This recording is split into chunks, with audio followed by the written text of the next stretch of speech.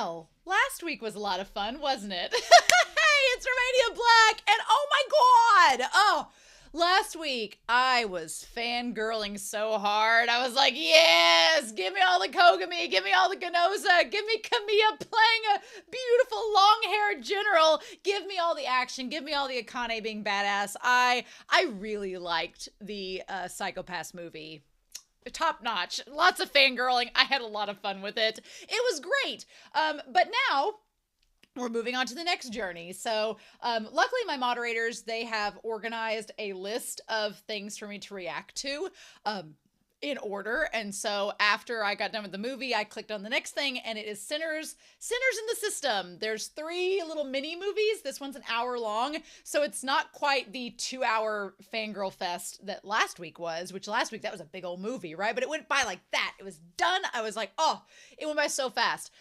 So that is the one thing about Psycho-Pass. There is a lot of content and ground they can cover in a very short amount of time. So last week was a nice standalone movie that kind of was a nice connector of seasons 1 and seasons 2 in an interesting way. Mikishima had to show up because what a diva, of course.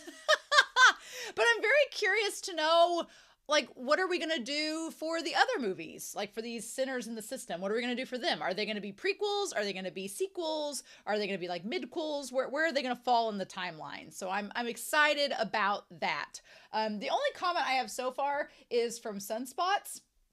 Sunspots was noting that a lot of people, because I talked in at the end of season 2 that there had been a lot of fans being like, I don't know how I feel about it. I will agree that season 2 is a very different bag of chips. It may not be your bag of chips, but I still think it was really quality. I think it was quality anime. I definitely think if you like Psycho-Pass, it is worth watching. If you're expecting it to be about Kogami and Mikishima, obviously you will not be as enthused, but I, as a fan of Akane and Ginoza and just the premise of the story as a whole, I really enjoyed it. But I guess Sunspots was saying there was a lot of people that weren't supporting season 2 because they said that the creator, Gin Uraboshi, was not involved. But they pointed out that yes, they actually were involved. They actually were involved in the story and character concepts and the development. They're listed as a writer, just not the main writer. It's a collaborative effort like season 1 was, but instead of them being the main writer of season 1, they are a collaborative writer, and they're kind of like a sub-writer for this season. And I think that makes sense because the theme and spirit of Psycho-Pass is still in season 2, but it goes a very different direction genre-wise, so it would make sense to me that someone else was the main writer, and then Urabuchi was sitting there making sure that they had everything on track for Psycho-Pass. So I think that's good to note. So if you're on the fence about season 2, it's only 11 episodes. I'd give it a look. You could watch it in a week if you wanted to, if you wanted to binge through it. I think it's worth it. I think that the Ginoza moments are worth it. The Akane and Kogami shippable moments are worth it. I think it's still valuable to the series, and you almost need to see it for the movie to really hammer in as much as it does. So I'm curious to see with Mika, like, what her presence is. Now that she knows the secrets about the Sybil system, how does that work? I'm so curious, but I'm in for the ride, y'all. We got an hour. I'm so excited. So we'll see. But in any case, I'm really excited. I hope you all are as well. So we're not going to waste any more time, though. We are going to dive right in and see what we get. So we are going to start Psycho-Pass Sinners in the System. I'm so excited. I hope you all are too. And we're going to start that here in 3, 2, 1, and let's go.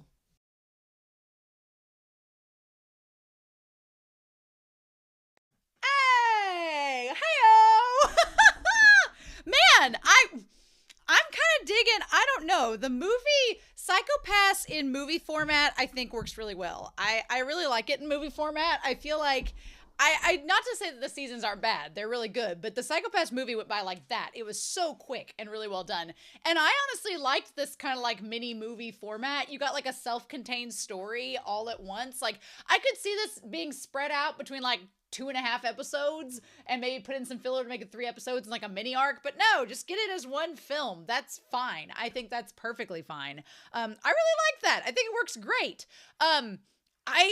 I'm curious to see, because we have 3 Sinners in the Systems movies. So I'm going to be curious to see if, one, they're all 3 takeaway stories and just they have a thread through them, or if they're all going to be connected, or how this is going to work. Because we've established now that the Ministry of Economy has the civil system like in the system in place. I don't know how I feel about Mika knowing things about the civil system that Akane doesn't. I don't know how I feel about that. Because here's the thing with Mika's character. There were moments with Mika's character that I was like, oh, that was good. That was good. We'll talk about him. But Mika has such a hard road to hoe because she can be so arrogant. And I'm like, oh, girl. Like, she can be so arrogant. And she has this insecurity about her where, and I kind of like it because I'm sure a lot of people will say that Akane's problem is that she's very saintly. Shut up and leave Akane alone. Akane's an amazing character. Bitch works hard. She works hard for the money. Don't judge her. But I feel like a lot of people will be like, well, Akane is just so perfect and Mika's so down to earth. And I'm like, I guess. If that's your jam, if you relate to Mika, sure. And I don't mind Mika. I want to like Mika, but Mika can come across as so rude and brash sometimes, and she sometimes lets her ego get ahead of her, and I'm like, girl, I just want her to rein it in sometimes. And then she's freaking Flock from AOT. She literally like tries to be poetic and all this, and I'm like, she's almost like if Mikishima was a brat sometimes in her personality, and I'm like, oh my god. And I don't know. We'll talk about her character. Like, I don't know how to feel about her knowing all of these secrets of the civil system. Like, I feel it will give her this inflated sense of authority. And meanwhile, Akane, it is fascinating. Because back in season 1, I was wondering, how is Akane, who now knows the civil system secrets, how is she going to be challenged? Because I was like, she's kind of got civil system by the balls as their protege inspector. So how is she going to be challenged in this series? Well, the answer is that Mika, who is not this saintly figure of idealistic justice, she is the one that is also privy to the knowledge about the civil system that does challenge Akane, because she doesn't know Akane knows. Neither of them know each other knows, and they both come at justice through very different lenses.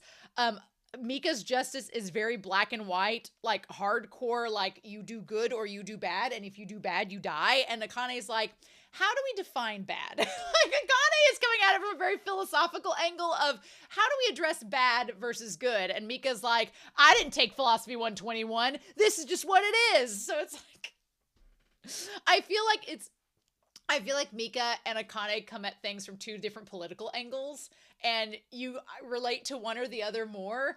And I'm definitely Team Akane. So for me, Mika is an uphill battle, but I'm trying. There were moments where I was like, good, Mika, good on you, good on you. And there are moments I'm like, what is she going to do with this information? I don't. Meanwhile, Ginoza's in the independent party. So I'm like, you warned me. I was warned back in season 1. Everybody's like, I really love Ginoza. And I was like, he's okay. He's fine. He's kind of like a prick in season 1. He's kind of a prude. And then season 2 happened, and I was like, oh, well, he's wearing a tank top. He's growing his hair out. He's becoming more like his old man. And then the movie happened. I was like, he's got a bitchin' ponytail. I'm kind of into this.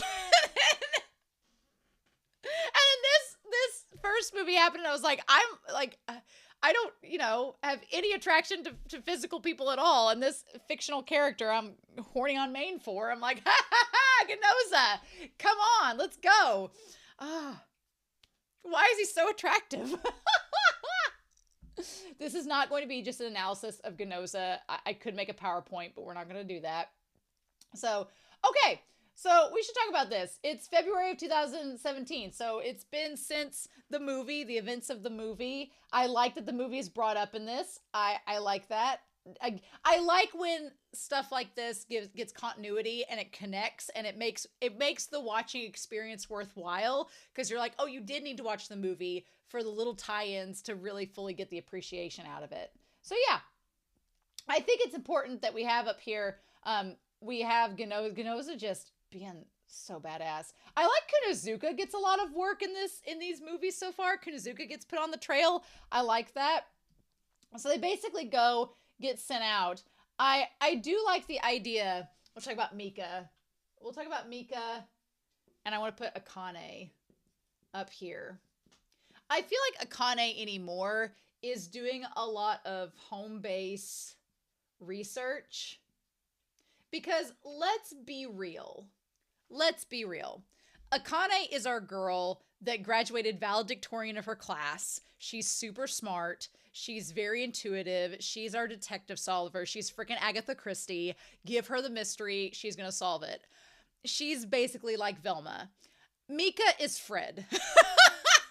Mika is not valedictorian. Mika is not the book smart person, but she's the girl with she's the girl with the idealistic dreams. I wouldn't say she has street smarts, because we don't know much about her except she went to that girls' school in season 1.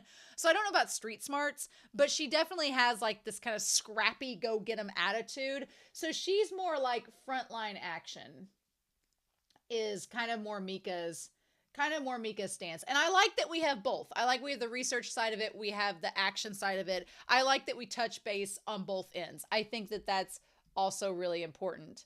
But here's the thing. She tells Ginoza, she's like, if you have the opportunity, she's like, if you have the opportunity, these are latent criminals, then just fire at them at will. He's like, well, the passenger will get injured if I fire at the car. And she's like, our opponent is a dangerous latent criminal who must be removed from society. Any injuries will be deserved. There's no room for sympathy. So for her, justice is very black and white. So I'm going to put justice here. Justice is very black and white for Mika. If Mika had been around during Kogami's whole thing, she probably would have killed Kogami. I think she would have. I think she would have killed Kogami before we even got to the genetic altering facility. She'd have been like, nah, he needs to die. I think she would have done that. She would not have given him the time of day like Akane did. And I've been like, girl, but his abs. I think Mika is not into men, but I can't presume her sexuality. I'm just saying, I feel like she's not into guys. I'm just saying. I feel like that may be the case, but we don't know yet, right? But yeah, so for her, justice is very black and white. For Akane, there is lots of gray area, but it's more about the people. And that's kind of the thing that we tie back. For Akane, justice is led by the people. The people control Sybil, essentially, is what she wants to maintain, right? Whereas for Mika, she believes that with justice, the authority leads the people. She believes the people aren't creating the laws are protecting the people. So she's kind of the exact opposite of Akane, and she believes that Sybil is serving the people rather than that. So I do like that we have two very drastically different ideologies about justice that's reflected in Mika and Akane, these two female characters. I like that Psychopaths is kind of like a female ran show, and then you have Ginoza, who is here for the female gaze, and we're living for it. And for the male gaze, get on up in there. Ginoza is welcome for all. But I really like the way that these two represent that. And here's the thing, they're both kind of on the same side, and they both are privy to the Sybil system. So that makes this really cool dynamic of how will each of them respond to certain situations. They both know what's behind Oz's curtain, except I feel like Mika's getting to know more. So I don't know what to make out of that. We'll see. I keep waiting for the day that they're both going to figure out that they both know, and it's going to be like, but I feel like when that happens, because Sybil system is just eating it up, being able to play both of them in the palm of their hands. The Sybil system is eating up the fact that they are the one that knows the most of this situation, that neither of them know as much as the Sybil system, right? My one thing is that Ginoza saves her at the very beginning of this. Ginoza like goes out of his way to save her from getting impounded by a car. And he's like, "Are you okay?" And she's like, "Well, if you had time to help me, then what about the criminal and apprehending them?" And I'm like, but that is a nice callback to season 2 because Mika does not care for Ginoza. She gives him such a hard time. And he's like, "Bitch, I saved you." And at the end when he tells Akane, he's like, "I'm so lucky I work for you two ladies as inspectors." I'm like, "You going to include Mika in that? Or did you just say that so it wasn't like so intimate between you and Akane?" I can't decide, right? So the one girl that shows up here, what's her name? Yeah, we get her name and all of this. She pops out of the car and we get who it is. Her crime coefficient's 218. And she ends up passing out before they can do anything because she wants her friend's kid to be saved. And Takia. So let's see here. I feel like Shion. I feel like Shion works for Mika and helps her out because of obligation, but I feel like Shion's like, I don't know if I really would help Mika unless she asked for it. I do like the very subtle body language with Mika, though. One thing I like is that when she's constantly like this, whenever she's like pressured about something, she starts to twiddle her fingers against her arm. Like, I do appreciate the show gives us that subtle little body language. That's really cool. I like that. And then, of course, I do feel that Mika gets jealous of Akane because Akane shows up. Here's the thing. Akane has this great rapport with Division 1. She has this rapport. It's like more than friendship. It's rapport, and they respect her. They listen to her. And a lot of that is because of what she did in season 1. Her and Kogami. They all respect her for her views. And it's one of those things where because she views people kind of as a gray area and she understands them, I feel like the latent criminals kind of respect her more for that because she treats them as humans. Whereas Mika just sees them as part of a system, but that they're beneath her. And so I feel like I feel like she has this rapport with Division 1 and this respect has been earned. She has earned this respect. And Akane never asked for it. Akane is freaking humble. Girl is humble to a fault. She does not ask for much. Whereas Akane has earned this respect from season 1. Whereas that was the case. Mika, she is so desperate for authority and respect. She wants it given.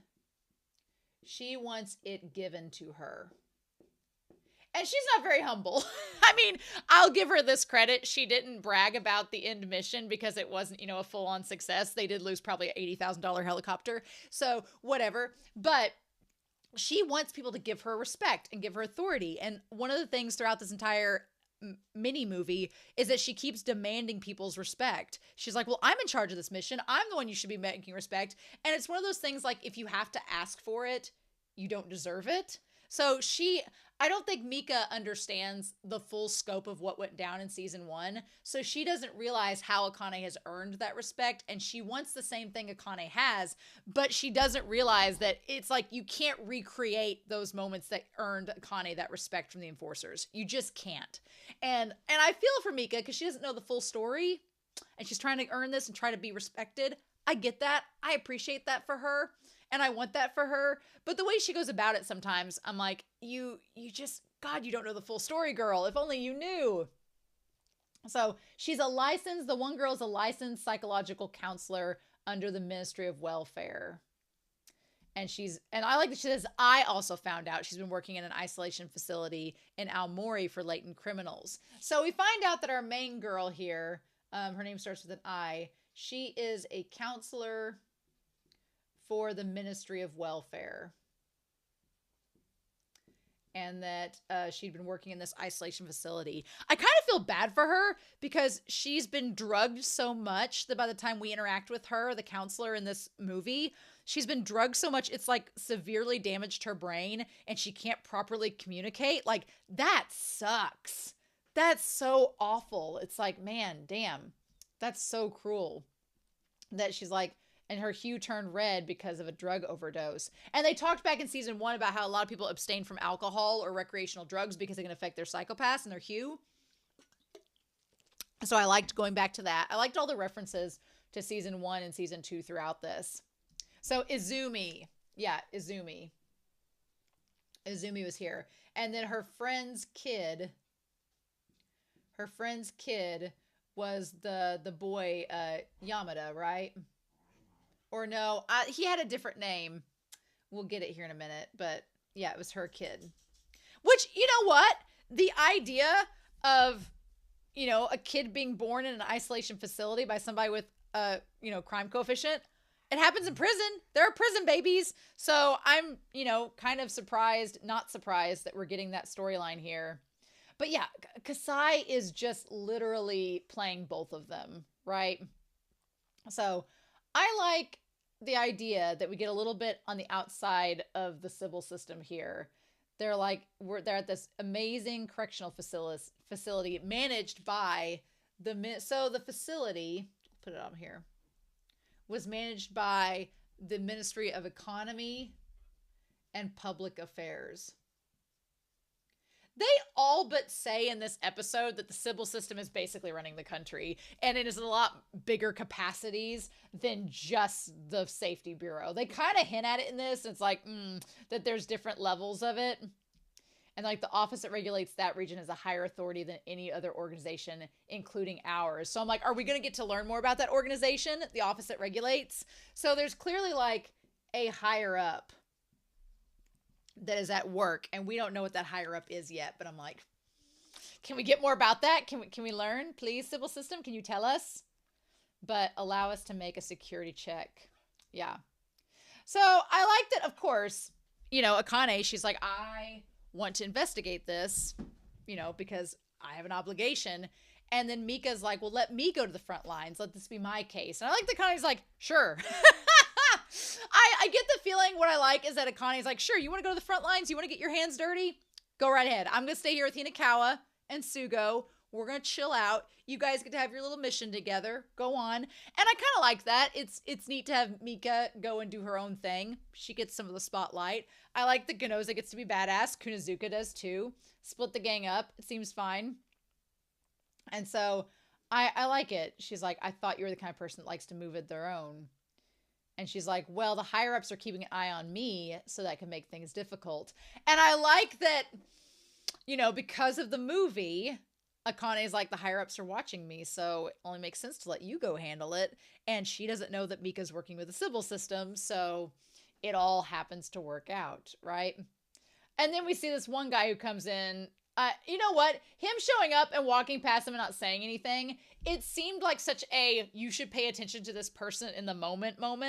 But I've honestly been in those situations where people just get out of elevators and you don't know what to say and you're like, hi. And that's it. So I didn't think too much about it. And then when it came up who he was, I was like, oh, they did meet him in the elevator, right? So this entire movie, there wasn't necessarily a lot of like philosophical things going on necessarily. It was more action, thriller, mystery than philosophical noir. But I also feel like it was a way for the audience. We're supposed to connect with Mika a little bit. And it was effective and not effective in places. I was like, come on, girl. But I want to like Mika's character. I want to give her more chances. Especially when they show her like having these little moments of, yeah. Now there are a couple moments where, look, Mika has no right reciting poetry. She just doesn't. She is like a meat and potatoes kind of girl. She is the kind of girl that Mikishima would not like. Mikishima would chuck a Madeline at Mika because she'd be too basic for him. Like Akane is our more philosophical, having conversations with Saiga over coffee. Mika would be trying to find the creamer rather than having a conversation with Saiga. So I feel like when Mika tries to have these poetic moments and she's like, oh, but this black darkness amidst the white snow. And I'm like, how'd you make that up on your own? You're trying, girl. Get that poetry. Workshop that, girl. Mm-hmm. I want to like Mika, but I'm like, girl, you ain't no poet. Don't try to be this philosophical person. You are meat and potato white bread. So yeah, I also love like Ginoza being like, well, I'm going to go with them on this mission. I hope I come back alive and hotter. Akane's like, sure, okay. I want Akane and Ginoza to hook up. If Akane can't have Kogami, let her have the best friend. Still not over it. And then he's like, oh, I'm starting to sound a bit like the old man. I'm like, you're looking like him. You're sounding like him. If this is Masaoka when he was younger, I'm here for it. Girl, get on that. I'm just like, ugh. Ginoza, I'm head over heels for this character. And the transformation he's received throughout is just absolutely amazing. And also, I don't have to worry about Ginoza traveling with Mika because Mika's not interested in men, so it's perfectly fine. And Ginoza's just like, we're just friends. I feel like Mika can be childish sometimes, which she's young. And I think Ginoza being older is just kind of like, you are young, you will learn. The animation was really good in this episode, by the way. I really liked the animation, especially when they get through the snow. Like, it's really, really good. I swear, if this series gives me Ginoza with his hair down, I will be a happy woman. I'll be a very happy woman indeed. But right now we have like the Ponytail squad. We've got Mika, Kunozuka, and Ginoza. Team Ponytail goes to visit. Okay, so they're going through this place, Aomori, and talking about like basically they have psychotherapy from resident psychologists, a community room to improve the psychopath's hue, a sports gym with proper exercise. I'm like, yeah, Sybil System's controlling all this for sure. But they talk about it all being like a collective thinking. And they're like, all this therapy and everything. And it's supposed to be this too good to be true place. Because what do they say here? They go through everything. And then what do they say here? It says, it's like a paradise for latent criminals. Through work management, live with zero overtime thanks to meticulously scheduled shifts. And I'm like, all of this seems like a training video that's supposed to make you believe that it's the best thing ever, but they are brainwashing people. I think when I watched this training video and saw that the men and women, all of them have the same bowl haircut, I think that's interesting. But you don't kind of think about it in the moment. You're like, oh, but maybe that's just like the standard prison haircut. Then you find out why. So yeah, the one woman freaks out because she sees where the kid is. And then they show up at this facility. And then the one thing that was kind of underutilized was, I think, the minions. I was surprised that the woman that was in charge of Suji or whatever her name was, that I figured she was going to be like Kasai 2.0, but she wasn't. She really wasn't. It was the guy that Mika talks to at the end that's Kasai. She's just like, she looks kind of like Kasai, but she wasn't. And then her henchmen, that was the other thing too. I was expecting more out of the henchmen. They had like funky designs. The one guy, of course, the moment he challenges Ginoza at the beginning, I'm like, you two are going to fight. But like the one that looks like Igor, and then the woman that tries to like drug Kunozuka, that I was like, thank you, Kunozuka, for taking care of that. I did think they were a little underutilized. I thought there could have been more to it. I also thought that what the reveal was going to be was that the facility here was housing another Sybil system, because it's apparent the Sybil system's reach is more than just this public safety bureau. At this point, it's like, no, it's reaching a little bit further than that. So I thought it was going to be this big giant reveal that there was a second Sybil system, and that was going to lead Mika to be like, crap, these concepts and ideas of the Sybil system are getting out through this facility. If people start putting the pieces together, are they going to figure out the Public Safety Bureau has the Sybil system out of control? But it didn't happen. Instead, it was just nuclear waste. That part was a little underwhelming. I was like, oh, so the thing they're hiding is they basically built this giant facility and went to all this trouble to basically hide an oil spill. That's literally what it was. It was like they were trying to, which I say oil spill, it was like Chernobyl. So they were trying to basically hide like a mini Chernobyl by building this facility and having latent criminals work as slaves to remove the radioactive material. But then they framed it like an amazing rehabilitation facility. There are layers to it. Granted, there's layers to this and it's interesting, but the whole idea that they're basically covering like a nuclear waste dump, and this was just a cleanup operation to try to like, they went to all this trouble to avoid bad PR. And I was like, huh, which nuclear waste, it's a little bit more serious than just an oil spill. So fair, but it didn't go the way that I thought it was. It was not nearly as tied to the Sybil system as I anticipated. But yeah, as soon as this one guy challenged Ginoza, I'm like, you guys are going to fight. It's fine. Ginoza just looks so freaking good. He looks so good in this movie. Oh my God. Yeah. And I like that the guy tries to like get on Ganoza's bad side. He's like, are you gonna become like you're an enforcer and you'll always be bad? I'm like, dude, he's been through so much. He knows he's got Akane's got his back. He knows he's got this. He's dealt with Kogami. I'm like, anything you say Ganoza's gonna deal with it. He's gonna be fine. We're not gonna have to worry about this at all. So yeah, they tour the facility. Everything's fine. It's all good. We're not making these people slaves or anything. Don't worry about us. And then I do like Mika getting frustrated. Mika, if we had a buddy cop drama, Akane, I guess, would be the old cop on the force at this point. You know what I wish we had? I wish that Mika could have worked with Masaoka. I really wish she could have. I know Ginoza is taking more and more after Masaoka, but Ginoza, I don't think, is a detective in the same capacity as Masaoka was. So I would really have liked for Mika to have gotten to know Masaoka, because I think, you know, the way that Mika like plunges headfirst into a situation and everything, I feel like she would benefit from talking to Masaoka, but can't do that now. And she doesn't view, I think because Ginoza's closer to the same age as her, she doesn't quite view him with the same respect. I feel like she would respect Masaoka more. So I wish we had that. But yeah, they try in their power everything to like corner these detectives and get them to where they're exposed and get them to where they'll leave the case. Like I did like the links that they would go for that. And poor Mika, she's like, we just gotta exploit this and do all this. And Ginoza is very patient with Mika. He's like, okay, all right. Ginoza's come so far because I feel like there's a part of Mika that Ginoza can relate to. Ever since season 2, I was like, there's a part of Mika's character that reminds me of Ginoza in season 1. Where Ginoza was just like, he was trying so hard to get that respect, trying so hard to get that authority, and to be respected by the enforcers, and to maintain his crime coefficient. He was trying so hard, and I feel there's a part of him that he tolerates Mika a lot because he sees himself in her. The thing that he doesn't realize is Mika knows the secrets behind everything, so that kind of gives her this little bit of an inflated ego with it, but it's fine. So yeah, and he tells her to calm down because he knows exactly how that feels. Bless him. He's like, they'll send us back if we're not careful. So yeah, he's like, Tsunemori is back there investigating as well. And I like that she wants to like grab him in that moment and punch him. And she's just like, fine, you're just defending Tsunemori. And I'm like, well, you know, I'm shipping him.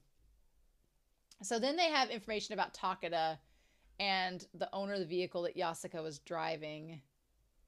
But they say that they can't find him. They think he's been abducted. And so, yeah, and of course, the surveillance and all of that has been wiped. And then they go to the apartment, and they notice it's been wiped too. I like Hinakawa. I love Hinakawa with his coffee being like, yeah, he develops drugs and prepares them for the sanctuary where Yasuka works. So there's all this. I like that he's just sitting there with his cup of coffee looking like he hasn't slept in 2 days. Poor Hinakawa. Bless him. And so, like, there could be a connection with the drugs. So, yeah. Then they take Kunozuka in. They take Kunozuka in and frame her so that they can try to, like, they frame her so they can try to get them to leave. And instead, they go investigate, and Kunozuka tries to help them from behind the scenes, right? To communicate. I do like that Mika tries to take control in this moment. And to take control of the situation. I like that. I like that she tries to say, well, you can't do anything till we're done inspecting. I do appreciate Mika getting some authority in this moment. That part was really well done. And Ginoza even like goes, good job, Mika. So yeah. So with Sanctuary, which is an interesting, you know, little nomenclature for it, they managed to track down where the kid is. We managed to find him. And oh my God, like, the idea of Ginoza as this father figure to this kid. Oh my God. I wanted more of that. I was like, I could watch, like, Ginoza being a father figure to this kid was reminding me of Masaoka and baby Ginoza. And I was just like, I just like, you can do no wrong at this point, Ginoza. You can do no wrong. It's just like, And I like that in order to unlock the cube, it has to be like the appropriate hue. That part was a neat little twist. I like the power of love. Unlocking it. That was great. But yeah, So then managing to get out and everything, and again, Ginoza getting to be the father figure to this kid was amazing.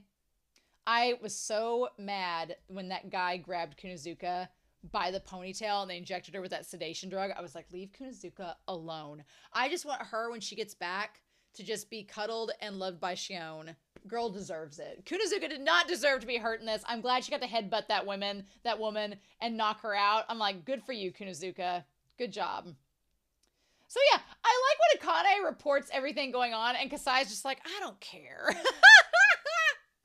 I love Akane's trying to report everything going on, being like, we should do something about this. And the civil system is like, but why? Why would we want to do anything to help? I don't know. It's hilarious. I love the civil system's like, it's out of our hands. It's in the Ministry of Welfare. And so Akane's like, let me handle this.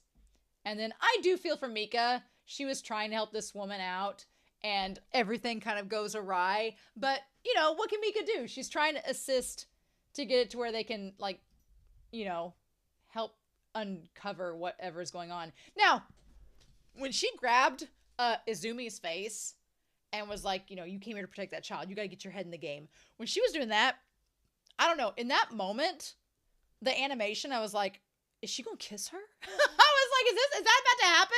I feel like Mika, any male character, Mika has a lot of aversion to. Like Ginoza, Hinakawa, Sugo, the guy that's running, obviously, well, the guy's part of the civil system, but like any male character, Mika's like, no. But any female character, she's like, now listen here. With the exception of Akane, but Akane is like her rival of all things. Akane is like her bureau rival. It's great.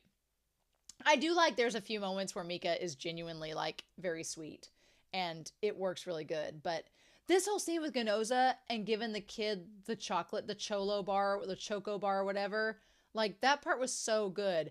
And then of course, Ginoza has to save everybody in this movie. He saves Mika, he saves the kid, he tries to even somewhat save the one guy, and then Kunozuka saves him. That moment where Kunozuka grabs and he thinks it's Kogami for a minute. I was like, And the thing about it was, when Kunozuka grabbed his coat and saved him, in that moment, when he's about to fall off the edge, and he thinks that Kogami grabbed him, the first thing that popped in my mind was, it ain't Mika that saved him. Because I don't know if Mika would! Because he's an enforcer. I feel she'd be like, well, he tried, but he's just an enforcer, so he's a latent criminal. What can we do? I don't know if Mika would save Ginoza. I don't know if she would. So when that happened, I was like, well, it's not Mika that saved him. And then I was like, oh, it's Kunozuka. Okay, that makes sense. Insane. But I'm glad that he knocks out that guy instead of just killing him, so that little kid doesn't have to see him, like, you know, kill a man. And then the fan service. The fan service, y'all. The fan service. We get to see Ginoza abs. We've been blessed with Ginoza abs.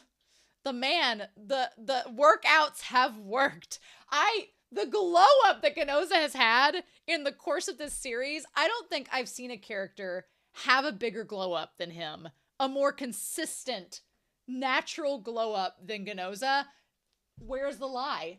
Tell me of the series I've watched where the better glow up was. Just give me this. A more natural, beautiful glow up. I'm ready. Tell me your secrets. Tell me where I'm wrong. So freaking good. But yeah, I love the kids like, why did you save me? And he's like, I couldn't do anything to help her. And then he tells the story of Kogami being like, I couldn't help my friend Kogami, but he turns out to be all right. And kind of makes me envious. Like, he motivates me to keep moving. I'm like, I like that Kogami motivates both Akane and Ginoza in his own way. It's really good. And just Ginoza, when he has his hand on the kid's shoulder and he like looks up, like he's so soft and just, can't y'all. I cannot love him more as a character. I don't know what to do. And I keep getting worried that in every iteration that we see Ginoza be freaking hot, I'm like, is he gonna die? I don't want him to die. He's too hot. This series can't take it. And then he ends up surviving. And I'm like, oh my God, we have to have a male character survive in this series. And if it has to be Ginoza, it has to be Ginoza. But he's so perfect. Oh, I love him. Give me Ginoza, Daddy Ginoza, all of these things. I'm done. I can't, y'all. So we find out that in Sanctuary, which it's so funny, it's Sanctuary and the Sybil system, this beacon for society. We find out from the video that Izumi leaves behind that the victims, they're all brainwashed by a team. They use a special kind of drug and hypnosis, and they're brought into this state of collective thinking. Which to me is so interesting because, again, we're tying back to season 2, the idea of collective thinking. And in this case, it's like the group are all, it basically like dissipates and like waters down the crime coefficients and the hues, which is interesting. It's kind of, it does a little bit of a reversal from season 2, because in season 2, the idea was that the collective, you brought in all of these. It's interesting. In season 2, you had a collective of good characters, but over time, the good characters in the collective slowly began to tarnish the whole. And here, it's sort of the opposite, where you start out with all these latent criminals, but then slowly, as a collective, they start to kind of calm themselves down. And I keep wondering if the Sybil system is doing all of this experimentation to try to figure out a way, like, can they manipulate society into being this collective think tank like the Sybil system? Will it work or will it won't work? And they're doing all these experiments.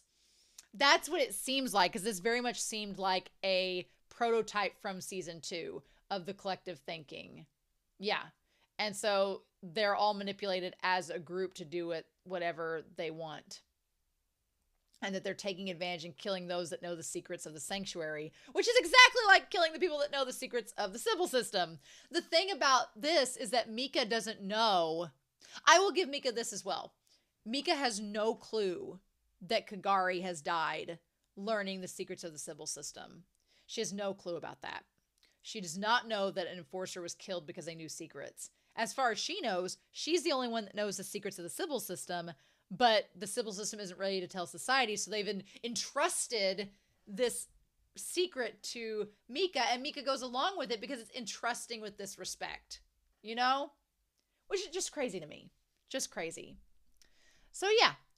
So they end up getting, I like that Shiona's sitting there, like with her cigarette, being like, okay, they gave me drugs to inject him with, but I hid them by injecting myself instead. Oh!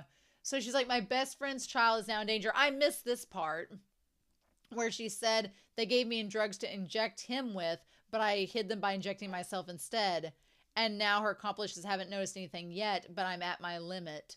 Oh, okay. And that's why she's so messed up. Okay. And she's like, Takaya, she's like, I have to save him. Okay. That's when she recorded all this. So Takada was a researcher for the new drug. I like Shion breaks the cigarette. When Shion breaks a cigarette, you know that there's stuff going down, right? And I like that Hinakawa's like biting on his nail because he's nervous. And Sugo does like the I'm anxious, but I don't know what to do with my hands. So Takada was kidnapped and basically killed. Like, he was killed for knowing too much. So then I'm guessing the guy in the Sybil system is here. He looks like Adam from Skate the Infinity. With his hair looks blue in the lighting. So what does he say there? I'm interested in the prey they're risking their lives for. Don't contact me until this matter's been settled. So that's with Kasai. Is he talking with Kasai? Interesting. Huh. Okay. And then we see, yeah. Okay, it's him. All our efforts to deny and erase the hateful legacy of our past. Despite all those efforts, rejecting this is not possible. Interesting. So it seems like, I don't know if this guy is the guy at the very end. I don't know if the guy in the shadows is the guy at the very end that Mika confronts or not. I'm assuming we'll find out if that's the case in the next episode or so. I can't figure out if it's him or not. Interesting. It might be somebody different. Because the guy in the shadows makes it sound like that they're against the Sybil system or something's going down. I don't know. We're going to have to wait and see about that.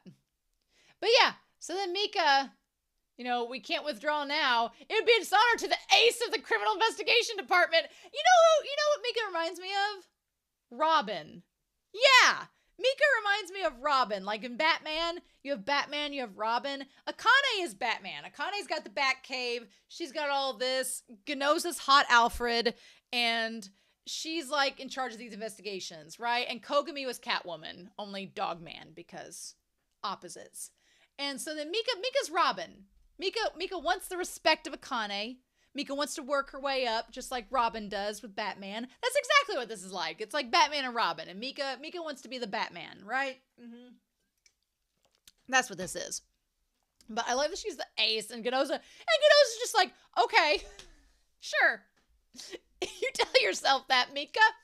You tell yourself that. We're gonna unmask their corruption. And he's like, okay.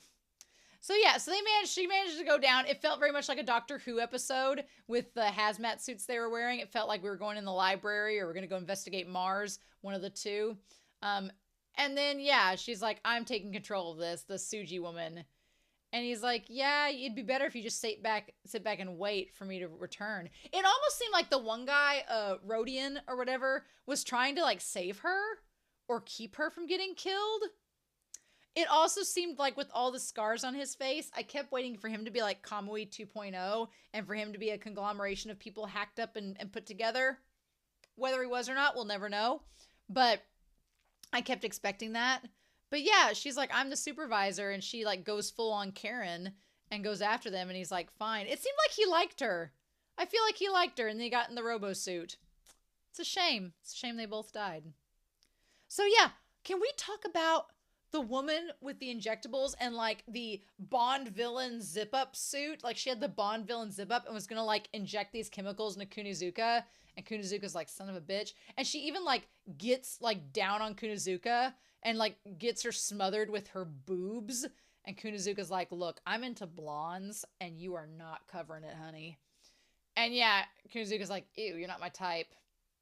I love as soon as Ginoza shows up, yeah, she's like, show me how much you can resist me. I'm like, that is some sexual, like, threats there. And then the moment that Ginoza shows up, Kunizuka is like, she gets it unlocked and just headbutts the shit out of this woman. I freaking loved it. She's like, take that. I also love that as soon as Kunizuka headbutts her, like, violently, she just looks over like, oh, that's all it took. Her face is so innocent in that frame. It was cracking me up. But I'm like, good. That one was creepy. Glad you saved yourself, Kunizuka. Good job. And then Ginoza's like, I'm sorry for being late. He's got like got a little blood patch on his jacket still. I like that little continuity. He's like, I'm sorry for being late, girl. And she's like, just wait till we get home. Just you wait. Yeah. And she's like, I'm fine. So they get the communications back up. I like the continuity that they have to have the communications up in order for the Dominators to work. I like that was established. They didn't have communications established, so the Dominators were unusable, which is a problem. But yeah, so Mika discovers the nuclear waste, which is a problem. Meanwhile, Akane discovers the car with the body in it. And they have Karasuma Akira. I guess he was the guy in the shadows. So we have Akira. Funny that. Karasuma Akira. What do they say here? It says he's an expert council member on energy problems. Well, and Sanctuary, he's the one who made it a project. So the Energy Council, huh? And he asked to see the chief on the day the case began for some reason. Probably because he's part of the Sybil system. Yeah. Interesting. So what do we do with this information? Okay. So we're going to put down he's part of the Energy Council. Energy Project. Energy Council is probably Sybil system. We'll go back to that. But poor Mika. Mika's just like unlocking all the stuff and then everybody comes in to try to get her. But this woman goofs. This woman messes up. I'm like, girl, why did you... She basically, when Mika uncovers the nuclear waste, the woman's like, oh, well, these people can't know. They might tell the group. So she kills them, unknowing that Mika's recorded all of this and is going to show it to them later. I'm like, girl, you just ungoofed. Why'd you do that? Go figure. So then, as they're getting out, of course, Ginoza fights Rodian. Of course, we have this fight between them. Damn, that fight, it was reminding me of The Shining when Jack Nicholson is like running after the kid in the snow. He has like a freaking chainsaw chasing after him, which is kind of like Jack Nicholson with the axe running after him. And Ginoza deserves like a massage. He deserves like a day in a hot tub. He deserves a hug, something. Because he went through hell. Like, he was thrown around. He had his arm ripped off to use as a Gatling gun. Ginoza had to fight a robot and a man one-handed. What? If you've defined perfection, it's Ginoza. I don't know what else you want from me. Oh, their fight was really good. I enjoyed their fight. It was great. And the damn chopper coming down. But yeah, I liked the way that the things were worked out between them. It definitely was great. And then, of course, this woman's like, we're going to sacrifice Mika to the sanctuary. And then Mika throws it back at her, right? I like that Mika says, because there's an outsider who knows the truth, despite not being a member of your group, you're going to get rid of her. Like, you're the one that's disrupting things. She's like, do you think your presence is a hindrance? Which is so interesting because it's almost like Mika's saying, well, the civil system found out that I knew the truth, even though the civil system told her the truth. And they kept me around. So don't you think this is suspicious behavior? The most convenient thing for them would be a supervisor who doesn't abuse their collective thinking. And I'm like, it's interesting that Mika says this because Mika believes that the sanctuary is violating the civil system's will. That the sanctuary is doing things in a way that the civil system would frown upon with the whole collective thinking aspect of it. When I'm like, I don't know. I think the civil system would be on board with collective thinking if they knew it was foolproof. And the fact that they don't have a good hypothesis and good research makes them hesitant. But I don't know if they'd be totally against this. They didn't necessarily, I mean, they knew Kamui was a threat to them, so they wanted him destroyed, but I'm not sure if they were trying to create Kamui. So I don't know if they're against the idea of collective thinking. Interesting. And she's like, well, you pump them through drugs and hypnotize them and force them to do what you want. And I'm like, well, the civil system threatened your life to get you to do what they wanted, so it's a little different, I guess. And I like that she tries to slap Mika and it just like gets up against her face. I do appreciate Mika being kind of badass in this moment. Like, that part was really cool. I like that she stopped the punch and she's like, you're the boss is the one that controls the complex, right? And then, yeah, they throw the guy down. She's like, oh, you made contacts with the Public Safety Bureau. You put these people in danger. And in order to protect your secrets, you killed them. And then, like, Mika just releases chaos. The thing about it is, I wonder if Akane would have done things differently. Because Mika effectively, in Mika exposing the truth and getting the Tsuji woman killed, she also causes a mass riot that gets everyone in the building killed. And I feel like if it were Akane would have isolated Tsuji and gotten her on her own. But I don't know if that's the case or not. I can't be sure if that would be how it went down, but I don't think it would have went down the same way it did with Mika. But I don't know. And then, yeah, then they throw in the nuclear canister to like call her out. And that's why she tries to get all of them to like go after them. And Mika is the one. She was like, yeah, neither of us decide whether they live or die. And that's what Mika says. It's up to the civil system. Like the civil system is like jacking off to everything Mika's saying at this point because she's just saying everything the civil system wants, right? And that's the difference between Mika and Akane. Mika is like, the civil system decides our fate. We just have to uphold it. And Akane's like, no, we decide what makes civil system work. So interesting. So yeah, meanwhile, Ginoza and Rodian finish up their match. Rodian tries to like convince Ginoza to follow him, and I'm like hell he's gonna do that. What makes you think he's gonna be a part of that? No. And then they end up losing the damn helicopter, and Rodian falls to his death. And he's like, what I hope is to solve this case. And I like that Rodian's like, well, you're never going to be able to fully trust people because you're a latent criminal. And Ginoza's like, you don't know my life. You don't know what I've been through. Shut up. And then he dies. Yep. And God, I thought when he fell, he was going to die too. But it's Kunozuka. And again, I love that Ginoza, with his beautiful greenish hazel eyes, is still motivated by Kogami, even though he's gone.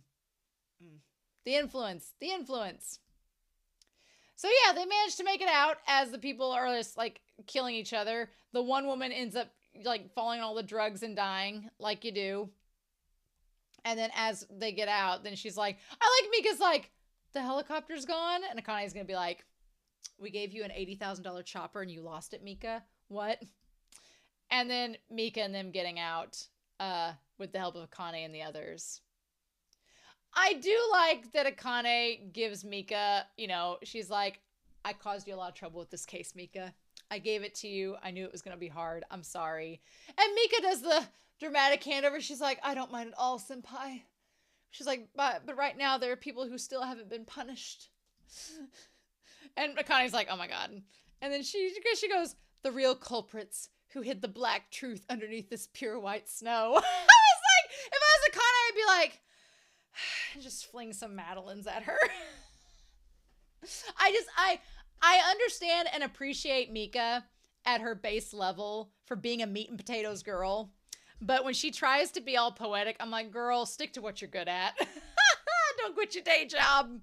Don't quit your day job, please. And Akane's like, what the heck is going on? And she's like, I'll be the one to stop them. Because Mika's like, I'll be the one to stop them because I know about the civil system. I'm telling you, I'm waiting for her to figure out Akane knows. And it's going to be insane. And I'm wondering if Rodian's words will actually be tested with Ginoza, because if Ginoza finds out that Akane's known this whole time, is he going to trust her? How's this going to go?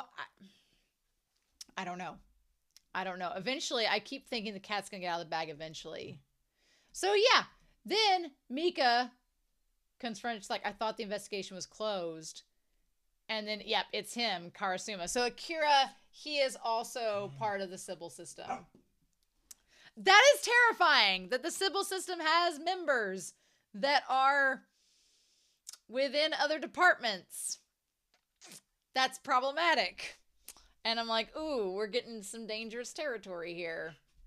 Something didn't look right to me. You were able to manipulate the decisions of the Safety Bureau. It should be impossible for someone with that power to exist. And yep, it's because he's the Sybil system. Yep. And he's like, well, what did you find in the ward? And she's like, oh, they're basically cleaning up radioactive material.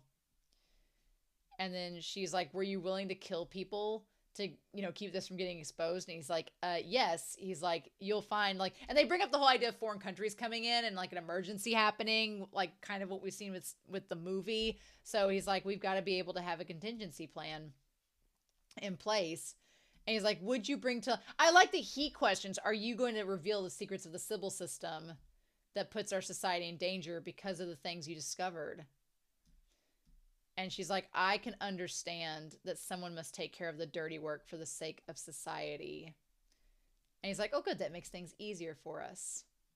And she's like, but in turn, I like that Mika is interesting in this moment because she's basically acknowledging that some people are going to have to get their hands dirty and be a demon for the sake of society, which again, Mika is willing to negotiate and be a demon for the sake of society. Whereas Akane is willing to negotiate, but she is basically the saint of society. I like that we have the saint, we have the demon, right? And Mika's like, you know what? I'll make you a deal, and for not exposing the truth, can you protect those two individuals? And he's like, well, maybe we'll have you investigate in case if something happens again, because you're so trustworthy, you're not going to spill our secrets. I do like that he's like, we're counting on you. Akane would have shook his hand, but Mika slaps him instead, which is interesting. And you know what? I think the only reason she slaps him is because it's a dude. Because essentially he is Sybil system, which is Kasai. And Kasai tells her to do the same thing, and she does. But with him, she's like, you almost became the ruin of a perfect system. See, that's the thing too. When he goes to shake her hand, she's like, yeah, Sybil system 2.0 over here. You nearly got the entire Sybil system exposed to everyone. That was dumb. Why did you do that? You almost became the ruin of a perfect system. So you'll have to pay a bit for it. And that's why she slaps him. I'm like, but you also slapped a robot girl, so he ain't gonna feel it. But yeah, Mika is basically the perfect enforcer of the devil, which is the Sybil system. And Akane is the angel trying to, like, bring it over to the good side. Oh, the dynamic is so great. I love it. I love it, right? I love it. And meanwhile, we couldn't end this episode without having Ginoza there in front of the vending machine, like, with Akane talking about everything. I'll make sure nobody covers any of this stuff up. Akane, yes. I love it. He's like, yeah, you're right. I love the two of them sitting there. He's like, I'm glad to be you two ladies hunting dog. You can include Mika. He included Mika so it wouldn't be weird. Because he's like, I'm glad to be your hunting dog. Ginoza is treading the line, right? Ginoza doesn't want to say I'm glad to be your hunting dog because that's getting into Kogami territory. But I'm like, you're skirting the line. You're getting right there, Ginoza. You're almost there. And she's like, what'd you say? And he's like, oh, never mind. Yeah. I'm like, I'm rooting for Ginoza and Akane. I really am. And then, like, the moment that Ginoza does a little hug on the shoulders of that kid, that was so cute. Damn it. Yeah. And then he builds the two snowmen. And she's like, and what does he say here? He says, Detective, why do you help us? Why did you help us? And Mika's like, well, because we fight for justice. Like, she does, like, the Sailor Moon pose. She's like, we fight for justice. Yeah. Or she does the thumbs up. Such a Robin thing to do. Yeah. Oh, that was so good. I really enjoyed that. That was a lot of fun. I liked me some Sybil system adventures there with Mika and Ginoza. I liked that more than I thought I would. At first, when I saw that Mika was going to be the lead, I was like, I don't know how I feel about this, but I like that we are exploring more with Mika. I think Mika works better for me when she's not around Akane, because she's so focused on trying to one-up Akane or outshine her. And Akane is a beacon of light. Like, that's hard to do, right? That's hard to do. So I appreciate that Mika is able to kind of stand out on her own in this. That seems fair. So, yeah. But I'm excited, y'all. I'm so excited for your questions, for your comments, what you thought of this episode. But yeah. So we have 2 more of these. That's as far as I know so far. I like Sinners of the System 1. If we get more Ginoza fan service, I think I'll like this quite a lot. So I'm excited to see what happens. I hope you all are too. But I hope you all have a wonderful week. Please stay safe. Please take care. And yeah, I'll be back next week with the 2nd episode of Psychopaths Sinners of the System. Bye.